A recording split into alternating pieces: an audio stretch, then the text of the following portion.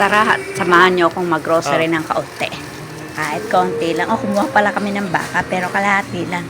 Mahal na ngayon. Sobrang mahal na ng bilihin ngayon. Ay, nako. Siyempre, nagpapabili ang anak ko na pizzeria. Konti lang. Hindi naman ganun kamahal dati. Iba na talaga ang presyo ng mga bilihin ngayon. Kasi magpapasko na. 380 lang ata yun dati eh. 1 kilo. Yung 1,000 mo, napakagaang, ano? Kaya ito, konti lang. Isa lang? Siguro, abot din to ng 2,000. Ay, grabe, ano. Noon dati yung puso pa yung Hermie niya eh. Dahil ko pa namimilis, napapamili sa halagang 3K. Okay, South, naalala niyo ba yung South? South Mall? Uy, saan ko napapamili dun sa halagang 3,000 eh. Ngayon eh. Okay din eh. 3,000 mo ay napakagaang. Ano ba yan? Ako na. Papatos na tayo. Tingnan natin kung magkano na ang inabot nito.